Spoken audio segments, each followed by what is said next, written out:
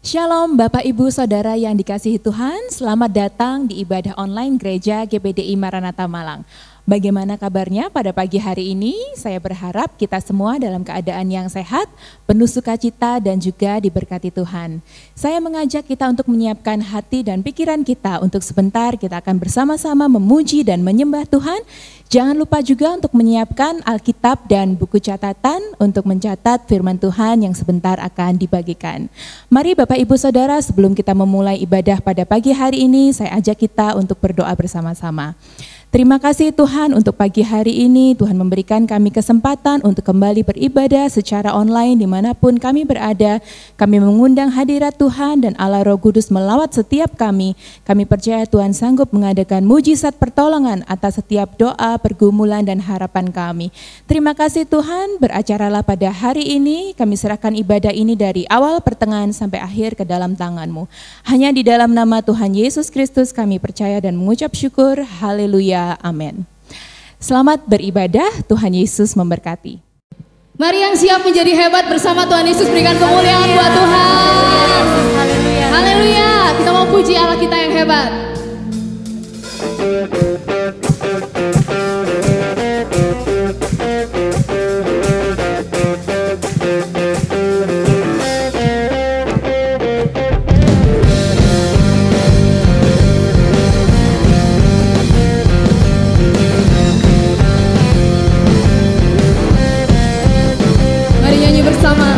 Angkatlah tinggi panjinya dan sorakanlah kemenangannya, kemenangannya. Melebutlah dipatahkan, kutukan maut telah dikalahkan, telah dikalahkan. Oleh darah-Mu yang bebaskanku, Kaulah Raja yang hebat, kebangkitan-Mu di dalamku dan di dalamku. Tiada takut dan gentar, kemenanganku bersama-Mu dan bersama-Mu.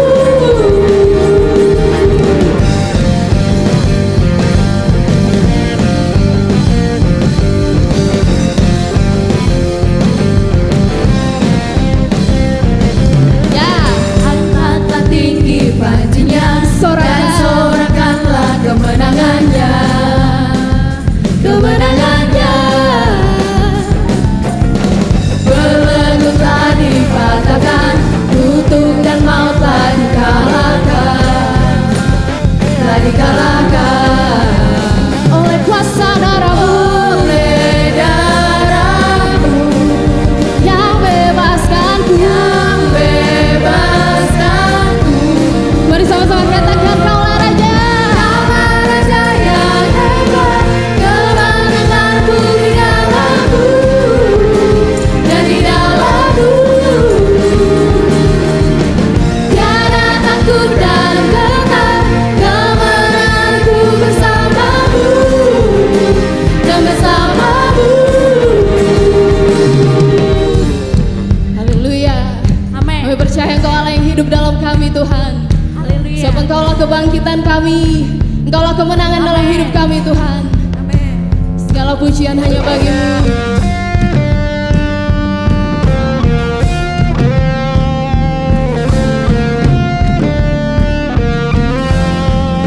Katakan dulu sekarang, selamanya. Kau berkuasa atas segalanya. Nama-Mu yang ku serukan, Kau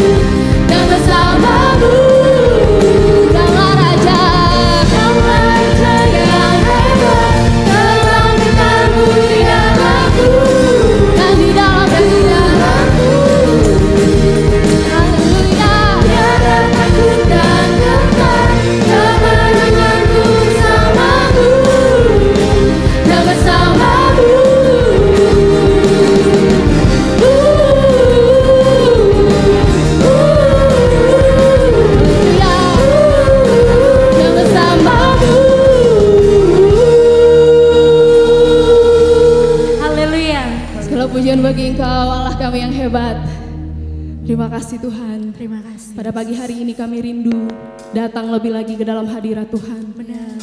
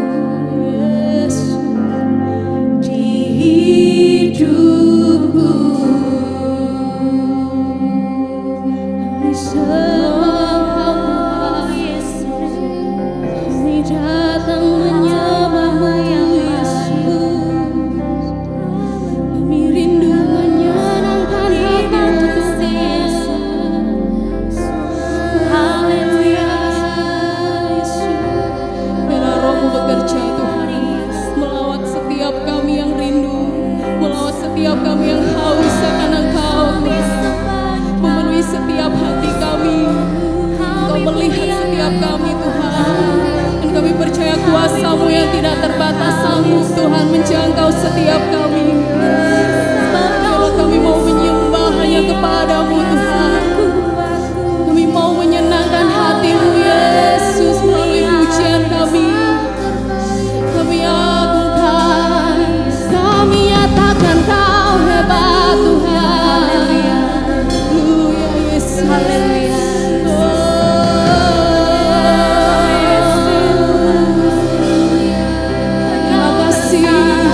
Terima kasih Tuhan untuk kebaikan-Mu, untuk kasih setia-Mu Tuhan. Kau Allah yang besar bertata atas kami. Kau yang berdaulat, Kau yang berkuasa atas kami Tuhan. Sebab nama-Mu di atas segalanya. Kami puji Engkau.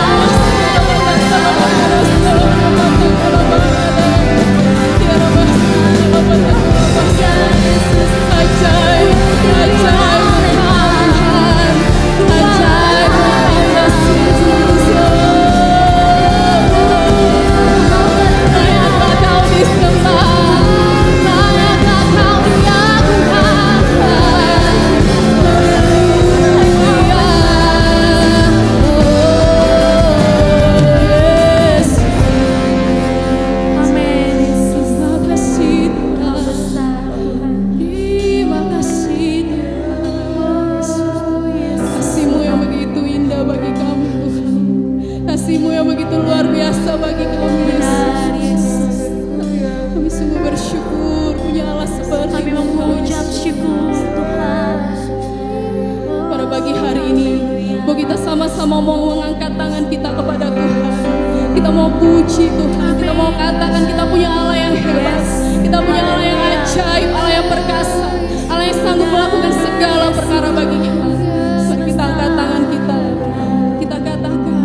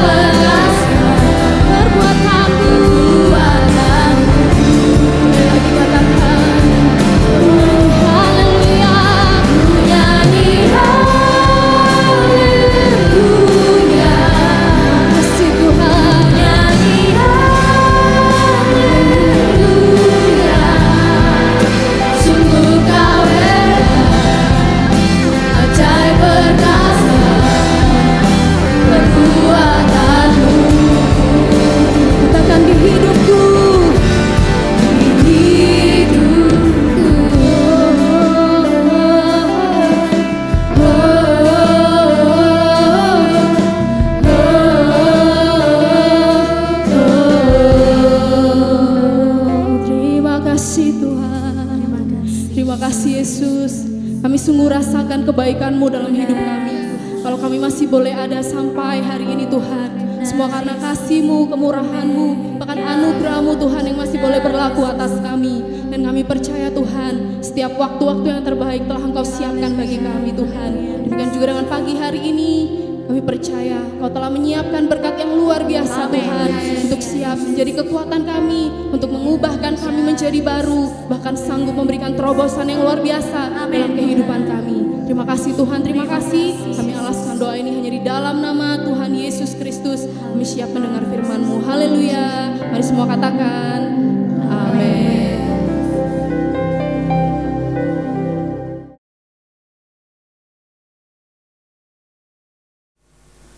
Puji Tuhan, saudara-saudara sekalian, tiba saatnya kita akan mendengarkan firman Tuhan. Biarlah firman Tuhan ini akan menjadi pelajaran yang spesial pada pagi hari ini. Saya ingin menyampaikan firman Tuhan yang saya beri tema, memperlengkapi diri menjelang kedatangan Tuhan yang kedua kali. Jadi segala sesuatu, kalau kita mempersiapkan segalanya, maka itu akan menjadi indah pada waktunya. Saya ingin menyampaikan bacaan ayat di dalam 1 Tesalonika, pasalnya yang kedua, mulai dari ayat 13 sampai ayat 20. Dan karena itulah kami tidak putus-putusnya mengucap syukur juga kepada Allah, sebab kamu telah menerima firman Allah yang kami beritakan itu bukan sebagai perkataan manusia, tetapi dan memang sungguh-sungguh demikian sebagai firman Allah yang bekerja juga di dalam kamu yang percaya.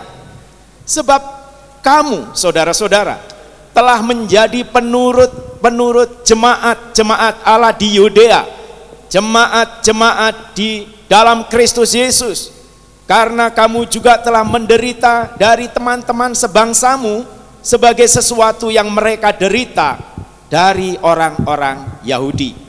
Bahkan orang-orang Yahudi itu telah membunuh Tuhan Yesus dan para nabi yang telah menganiaya kami. Apa yang berkenan kepada Allah tidak mereka pedulikan, dan semua manusia mereka musuhi. 16. Karena mereka mau menghalang-halangi kami memberitakan firman kepada bangsa-bangsa lain untuk keselamatan mereka. Demikianlah mereka terus-menerus menambah dosa mereka sampai genap jumlahnya, dan sekarang murka telah menimpa mereka sepenuh-penuhnya. Tetapi kami, saudara-saudara, yang seketika terpisah dari kamu, jauh di mata tetapi tidak jauh di hati, sungguh-sungguh dengan rindu yang besar telah berusaha untuk datang menjenguk kamu, sebab kami telah berniat untuk datang kepadamu. Aku, Paulus, malahan lebih dari sekali, tetapi iblis telah mencegah kami. Sebab siapakah pengharapan kami atau sukacita kami atau mahkota kemegahan kami di hadapan Yesus Tuhan kita pada waktu kedatangannya, kalau bukan kamu? Sungguh kamulah kemuliaan kami dan sukacita kami. Puji Tuhan. Persiapan diri yang paling mudah kita cermati di dalam pesan-pesan, di dalam firman Tuhan yang telah kita baca, yang tersirat di Alkitab menjelang kedatangan Tuhan yang kedua kali adalah menjadi gereja yang dewasa. Banyak sekali di dalam firman Tuhan di Alkitab kita ini yang menunjukkan bahwa Allah itu merindukan gerejanya menjadi gereja yang dewasa. Karena hanya gereja yang dewasalah yang layak menyambut kedatangan Tuhan yang kedua kali. Misalnya di dalam Yohanes pasal 4 ayat 35. Yohanes 4 ayat 35, bukankah kamu mengatakan 4 bulan lagi tibalah musim menuai, Tetapi aku berkata kepadamu, lihatlah sekelilingmu dan pandanglah ladang-ladang yang sudah menguning dan matang untuk dituai. Jadi istilah ladang yang sudah menguning ini tanda kedewasaan. Gereja, jemaat Tuhan memperlengkapi diri sampai menjadi dewasa. Yang dewasa seperti inilah yang layak untuk menyambut kedatangan Tuhan yang kedua kali. Satu lagi dalam Yohanes pasalnya yang ke-15 ayatnya yang kedua. Setiap ranting padaku yang tidak berbuah akan dipotongnya, dan setiap ranting yang berbuah dibersihkannya supaya ia lebih banyak berbuah. Jadi ranting yang berbuah inilah menandakan kedewasaan. Jadi sangat banyak sekali ayat-ayat yang menunjukkan bahwa kedewasaan itu yang Allah inginkan. Jadi memperlengkapi diri menjadi gereja yang dewasa, itulah keinginan dari Tuhan Yesus Kristus. Puji Tuhan. Masalahnya bagaimanakah kita bisa menjadi gereja yang dewasa atau jemaat yang dewasa di dalam Tuhan? Yang pertama, gereja yang dewasa akan menjadi gereja dewasa itu oleh kuasa firman Tuhan. Mau atau tidak mau, jemaat Tuhan, gereja yang ingin menjadi gereja semakin dewasa harus suka akan firman Tuhan. Seperti yang sudah kita baca tadi, 1 Tesalonika 2 ayat 13. Dan karena itulah kami tidak putus-putusnya mengucap syukur juga kepada Allah, sebab kamu telah menerima firman Allah yang kami beritakan itu bukan sebagai perkataan manusia, tetapi dan memang sungguh-sungguh demikian sebagai firman Allah yang bekerja juga di dalam kamu yang percaya. Jadi meskipun Rasul Paulus yang memberitakan firman, jemaat di Tesalonika ini menerima sebagai firman dari Allah sendiri. Itulah yang perlu kita lakukan saat ini. Menerima firman siapapun yang memberitakan sebagai firman Allah kepada kita. Demikian juga untuk menjadi dewasa oleh karena firman Allah ini, kita harus menyukai, sangat suka firman Tuhan itu lebih dari makanan di dalam dunia ini, lebih dari uang, lebih dari harta yang ada di dunia ini. Mari kita baca di dalam Mazmur 119 ayat 127. Mazmur 119 ayat 127. Ya, yang mengatakan demikian, itulah sebabnya aku mencintai perintah-perintahmu lebih daripada emas, bahkan daripada emas tua. Begitu berharganya nilai firman Allah, nilai perintah-perintah Allah. Seberapa bernilai firman yang saudara-saudara dengar pada saat ini. Setiap kali kita mendengar firman Allah, itu lebih dari emas, bahkan emas tua, emas yang mahal. Tapi firman Allah itu melebihi semuanya. Masih ada lagi firman tentang menyukai firman Allah ini lebih dari segalanya. Bahkan menyukai firman Allah itu lebih dari lebih suka tidur. Ya, tidur itu paling menyenangkan. Tetapi firman Allah, aku lebih mengasihi firman Allah melebihi dari kesukaan untuk terus tidur. Ayatnya yang ke-148, Mazmur 119 ayat 148.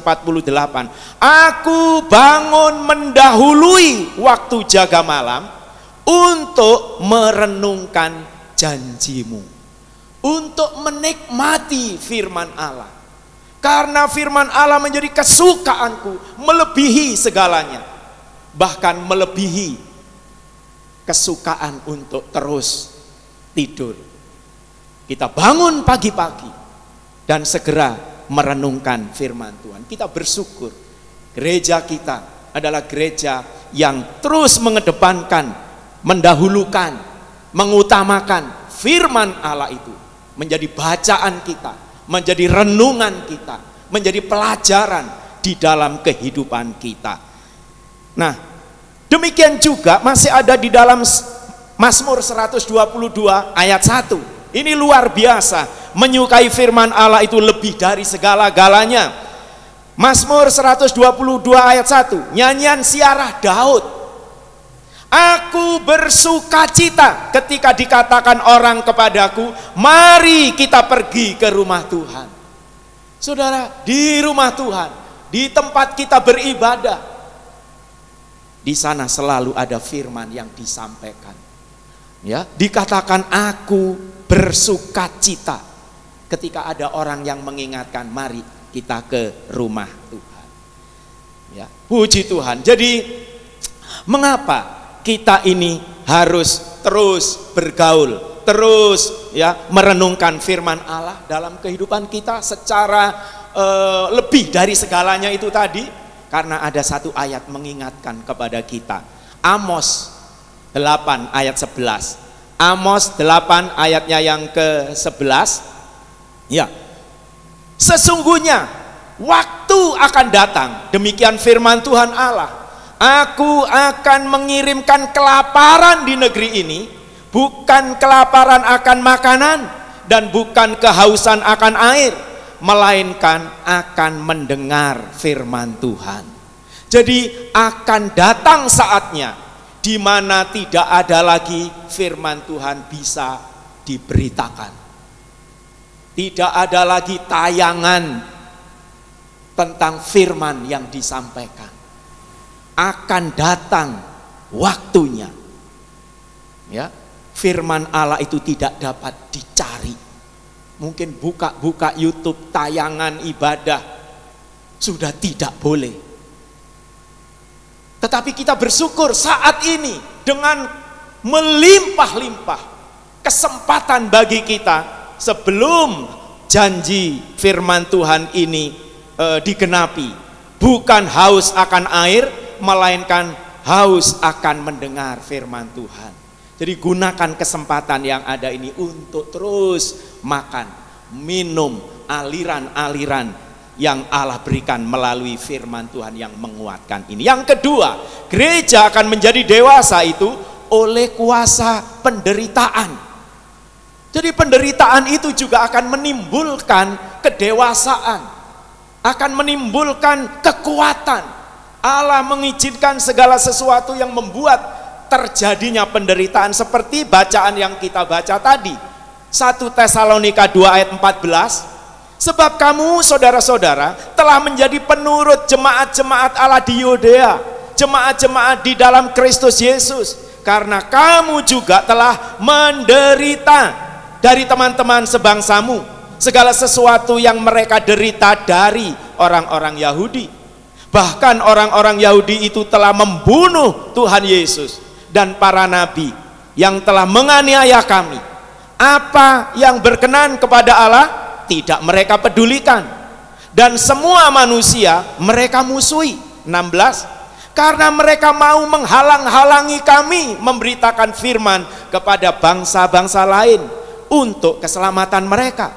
Demikianlah mereka terus-menerus menambah dosa mereka sampai genap jumlahnya, dan sekarang murka telah menimpa mereka sepenuh-penuhnya. Jadi penderitaan seperti yang dialami oleh Rasul Paulus, penderitaan seperti yang dialami oleh jemaat-jemaat di Yudea, bahkan penderitaan menurut teladan Kristus sampai mati di kayu salib. Nah, hal-hal seperti ini seringkali terjadi dalam kehidupan kita. Meneladani penderitaan, tidak mudah menyerah meskipun ada penderitaan yang kita alami di dunia sekarang ini. Contohnya di dalam 1 Petrus 2 ayat 21. 1 Petrus 2 ayat 21. Sebab untuk itulah kamu dipanggil. Karena Kristus pun telah menderita untuk kamu dan telah meninggalkan teladan bagimu supaya kamu mengikuti jejaknya. Rela, tahan menghadapi penderitaan untuk tetap berdiri teguh di dalam Tuhan, memegang teguh kebenaran, mengikuti apa yang diperintahkan firman Allah. Demi firman Allah, demi kehidupan yang sesungguhnya. Apapun yang terjadi tidak membuat kita putus asa, apalagi meninggalkan Tuhan. Puji Tuhan. Jadi penderitaan itu seringkali bisa membentuk karakter dalam kehidupan kita ini, yang menjadikan kita menjadi lebih dewasa. Ya, penderitaan yang Tuhan izinkan apapun penyebabnya, ya. Kita tidak tahu apa yang menyebabkan kita menderita, tetapi seringkali itu terjadi. Allah menginginkan kita ini menjadi semakin kuat, semakin dewasa di dalam Tuhan. Satu contoh, penderitaan membentuk karakter kedewasaan kita. Dalam kisah anak terhilang, saudara-saudara, dalam kisah anak terhilang ini pada akhirnya anak ini kembali dengan segala kerendahan hati kepada bapaknya. Lukas 15 ayat 18. Aku akan bangkit dan pergi kepada bapakku dan berkata kepadanya, Bapa, aku telah berdosa terhadap sorga dan terhadap Bapa. Aku tidak layak lagi disebutkan anak Bapa. Jadikanlah aku sebagai salah seorang upahan Bapa. Meskipun demikian dia rela. Itu hasil dari penderitaan yang Tuhan izinkan. Dia kembali, dia bertobat, disertai dengan kerendahan hati untuk kembali kepada Bapa. Saya tidak tahu penderitaan apa yang sedang kita hadapi sekarang ini. Tetapi yang Allah tunggu adalah perubahan karakter kita. Apakah itu mampu menjadikan kita menjadi pelajaran untuk mendewasakan kita. Puji Tuhan, yang terakhir, ternyata kedewasaan itu bisa timbul, dewasa itu oleh karena kuasa kesaksian. Jadi ketika kita bersaksi, kita memberi kekuatan kepada orang lain. Kita memberi penghiburan kepada orang lain. Saat kita menguatkan orang lain, maka kita akan dikuatkan oleh Tuhan. Saat kita menghiburkan orang lain, maka kita akan mendapat penghiburan. Ketika kita menolong orang lain, lewat kesaksian-kesaksian pengalaman hidup kita dengan Tuhan, maka Allah akan menolong kita. Kita akan tertolong di dalam segala situasi. Jadi kita bersaksi itu memang karena ya perintah Tuhan dalam amanat agung yang terkenal di dalam Matius 28 ayat 18. Ya, saya baca Matius 28 ayatnya yang ke-18 mulai. Yesus mendekati mereka dan berkata, Kepadaku telah diberikan segala kuasa di sorga dan di bumi. 19. Karena itu pergilah, jadikanlah semua bangsa muridku, dan baptislah mereka dalam nama Bapa dan Anak dan Roh Kudus. Dan ajarlah mereka melakukan segala sesuatu yang telah kuperintahkan kepadamu, dan ketahuilah aku menyertai kamu senantiasa sampai kepada akhir zaman. Jadi inilah amanat agung untuk pergi menyaksikan segala kebaikan Tuhan, kuasa Tuhan yang telah kita alami, pertolongan Tuhan yang telah kita alami kepada orang lain, supaya orang lain juga mengalami pertolongan, ya, melalui kesaksian kita, mengalami kekuatan melalui kesaksian kita, mengalami keselamatan, ya, seperti yang kita terima keselamatan dari Allah itu. Jadi artinya apa? Kesaksian yang kita sampaikan kepada orang lain itu tidak akan pernah sia-sia. Ya.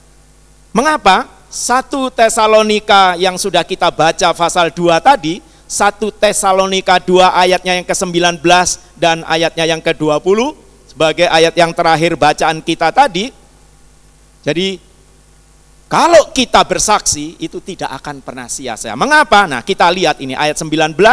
Sebab siapakah pengharapan kami atau sukacita kami atau mahkota kemegahan kami di hadapan Yesus Tuhan kita pada waktu kedatangannya, kalau bukan kamu.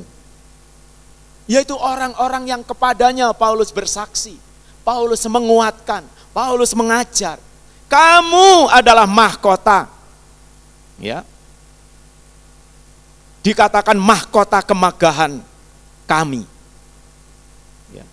Sukacita kami, mahkota kemegahan kami. Kalau bukan kamu, siapa lagi?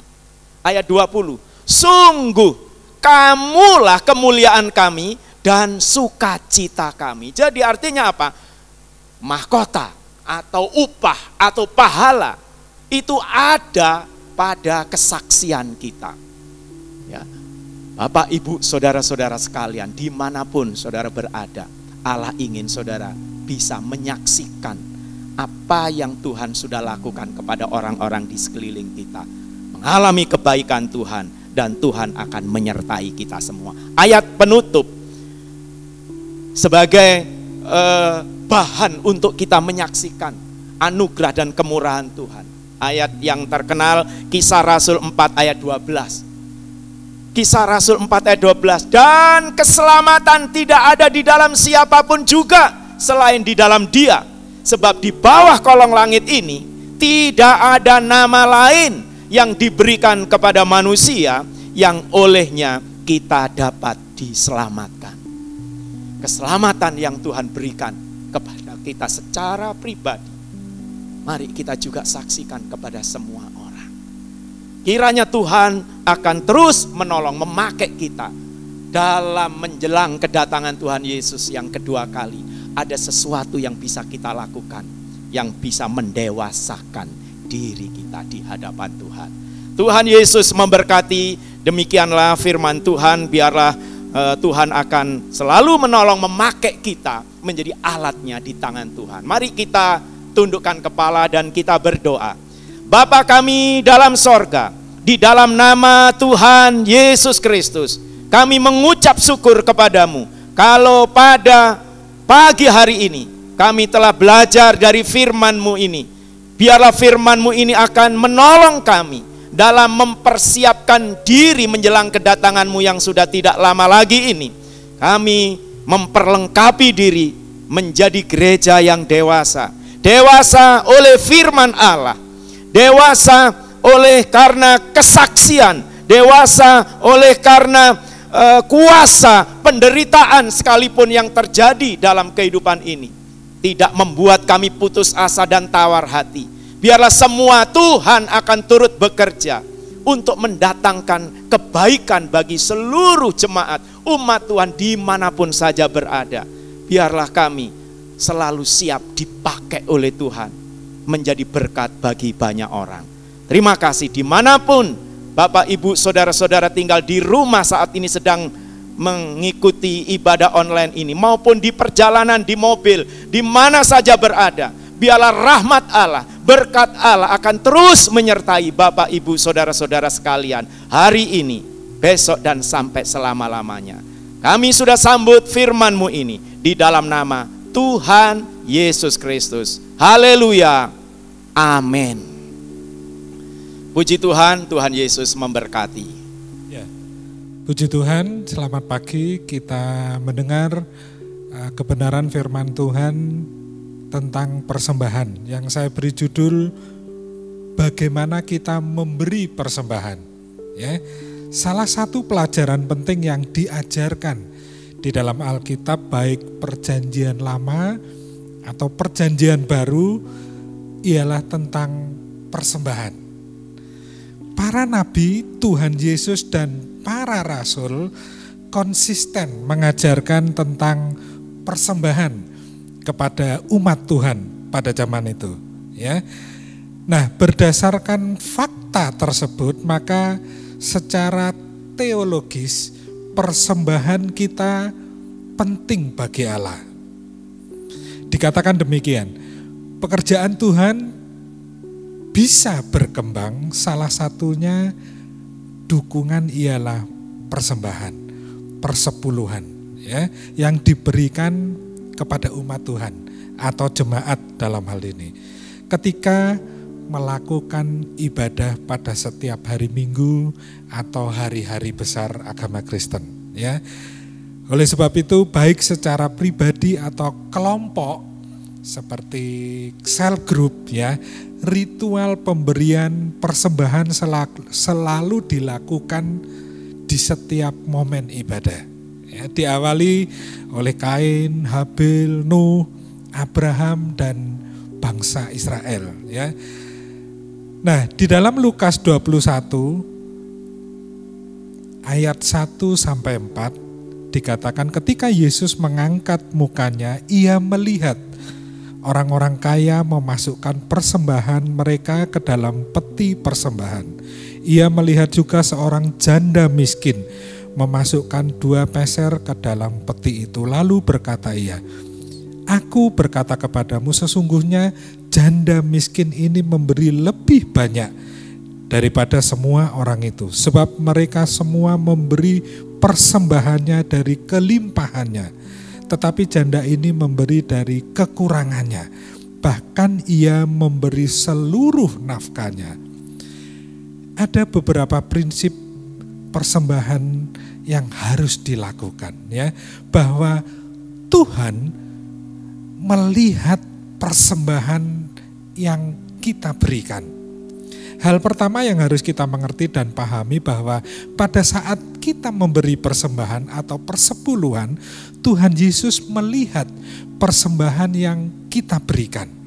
Tuhan Yesus bukan hanya melihat fisiknya, tetapi juga melihat melampaui yang tidak dilihat mata jasmani kita. Lukas katakan tentang hal tersebut dalam Injil, ditulis demikian, ketika Yesus mengangkat mukanya, ia melihat orang-orang kaya memasukkan persembahan mereka ke dalam peti persembahan. Ia melihat juga seorang janda miskin memasukkan 2 peser ke dalam peti. Ya, tadi sudah kita baca di dalam Lukas 21 ayat 1 dan 2. Nah, berdasarkan bagian firman Tuhan di atas, maka kita bisa mengetahui bahwa pertama, Tuhan Yesus melihat semua kalangan pada waktu itu ketika memberi persembahan di bait Allah.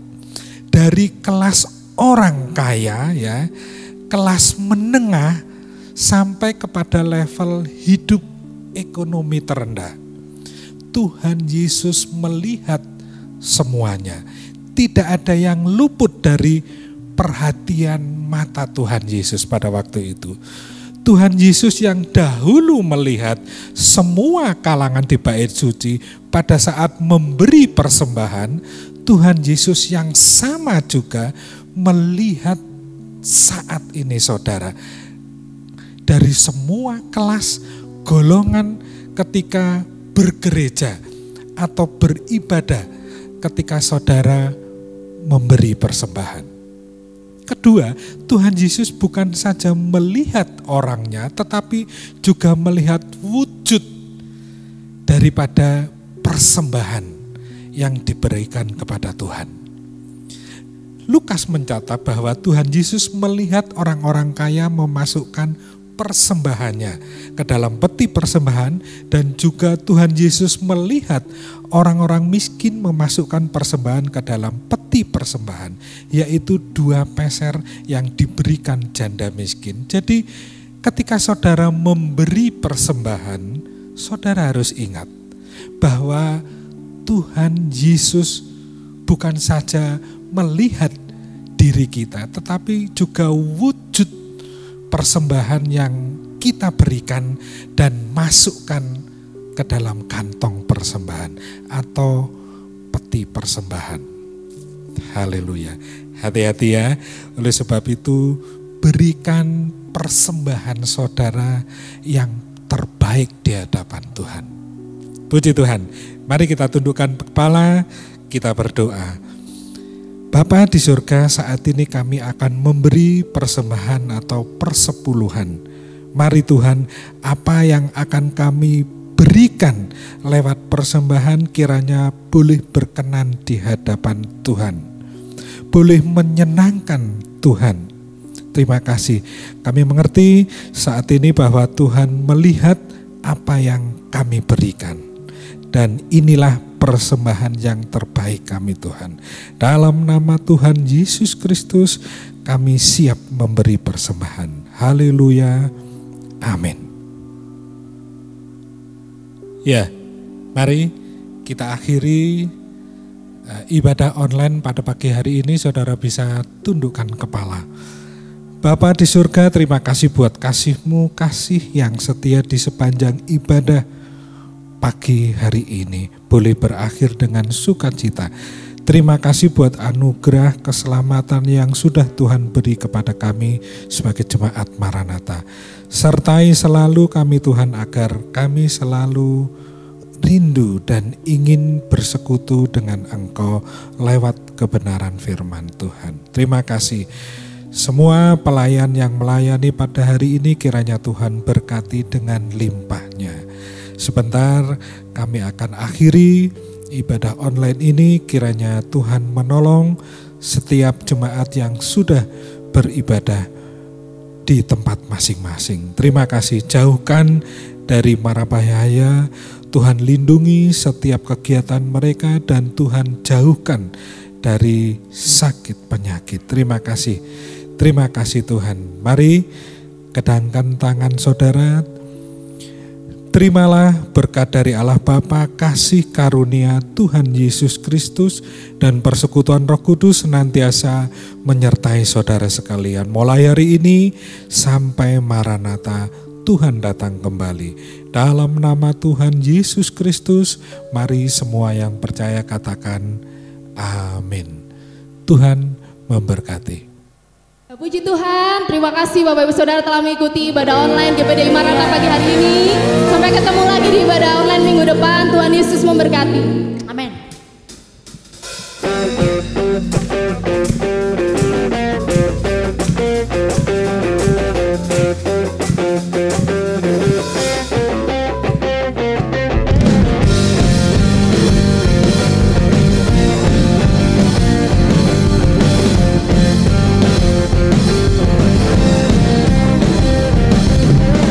Angkatlah tinggi panjinya dan sorakanlah kemenangan.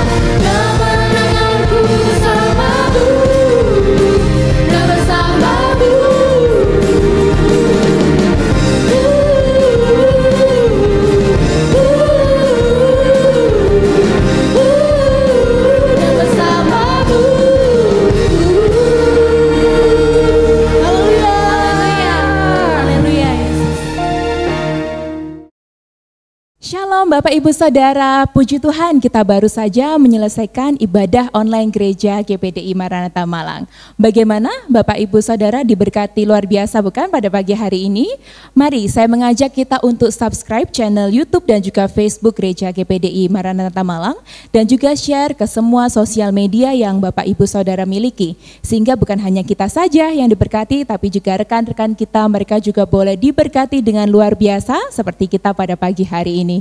Terima kasih Bapak Ibu Saudara, sampai jumpa minggu depan. Tuhan Yesus memberkati.